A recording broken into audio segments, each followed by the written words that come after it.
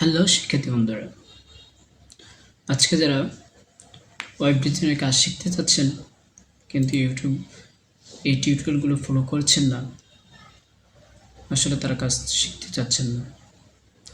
এটাই আসল লক্ষ্য। আপনার লক্ষ্য যখন থাকবে তখন আপনি সেই কাজটা অবশ্যই শিখতে পারবেন। তো একে একে করে আমাদের টিউটোরিয়ালগুলো অনেকটাই এগিয়ে যাচ্ছে। আমাদের টিউটোরিয়ালগুলো সবাই ফলো করছে এবং কাজ শিখছে, নিচে কমেন্ট করছে এবং অনেকে যোগাযোগ করে কাজ শিখে নিচ্ছে।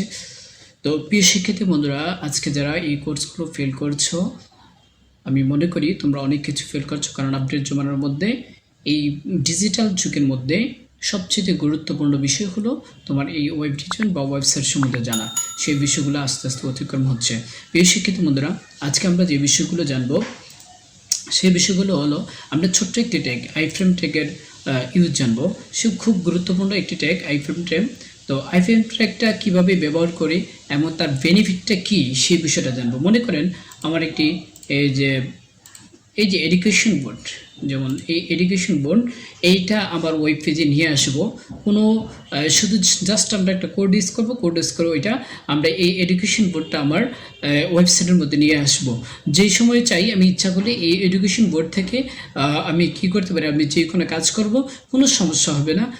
আপনি এখানে যেভাবে কাজ করতে পারেন, আপনি আপনার ওয়েবসাইটেও সেভাবে কাজ করতে পারেন।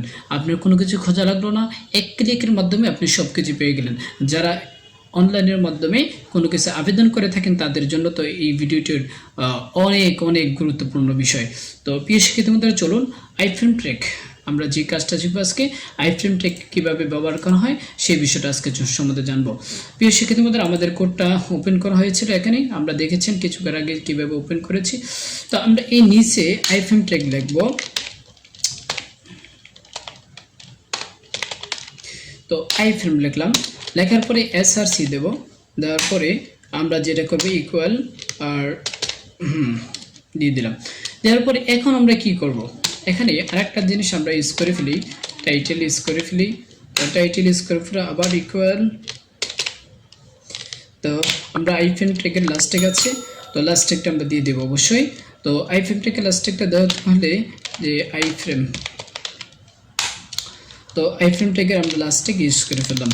প্রিয় শিক্ষার্থী বন্ধুরা, এখন কথা হলো যে আমরা যদি আমাদের এই এখানে ওয়েবসাইটের মধ্যে রিলোড দিই, আসলে কিছু আসলো না, তবে কিছু একটা দেখা যাচ্ছে যে ওয়াটারমার্ক কি আসলো।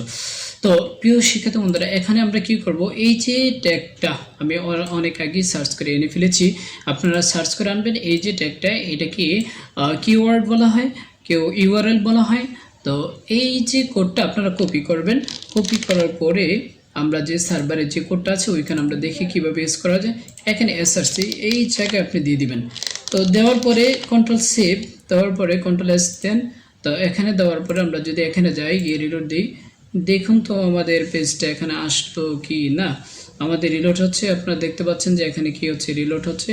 আমরা একটু ওয়েট করি, আমাদের এই সার্ভার হয়তো একটু স্লো হওয়ার কারণে একটু লেট হতে পারে। তো সাথে সাথে দেখবেন আপনার এই যে কোডটা এসে পড়েছে। প্রিয় শিক্ষার্থী বন্ধুরা, আমরা এখানে ড্র্যাগ করতে পারবো না, কারণ ওইখানে আপনি আইফ্রেম ট্যাগটাকে ছোটো বড়ো করতে পারবেন।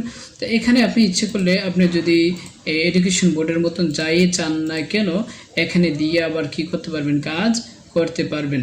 প্রিয় শিক্ষার্থী বন্ধুরা, আজকে আমরা এখানে বোর্ড নং দিতে পারেন, এখানে আপনার দিতে পারেন, এখানে আবার নাম্বার দিয়ে আপনি যখন সার্চ করবেন হয়তো আমরা এখানে রেজাল্ট দেখাবে না, কারণ হলো যে আমরা আসলে রোল বা কোনো কিছু ঠিক দেইনি।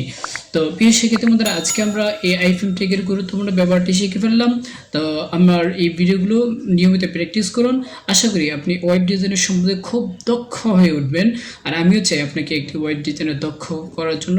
আমাদের লাস্ট যে টিউটোরিয়ালগুলো হবে আমাদের রেসপন্সিভ একটি ওয়েবসাইট কীভাবে খোলা হয়, ইন্টারন্যাশনাল মার্কেট প্লেসে একটি ওয়েবসাইট কীভাবে খোলা হয়, এবং আপনি যখন ইন্টারন্যাশনাল মার্কেট প্লেসে আপনি যখন কোনো ক্লায়েন্ট পাবেন, তার যে কাজ বা কিভাবে তাকে কাজটি বুঝিয়ে দিবেন, সেই বিষয়গুলো আমরা অ্যাট লাস্ট যে ভিডিওগুলো আছে আমরা কী করে আলোচনা করব।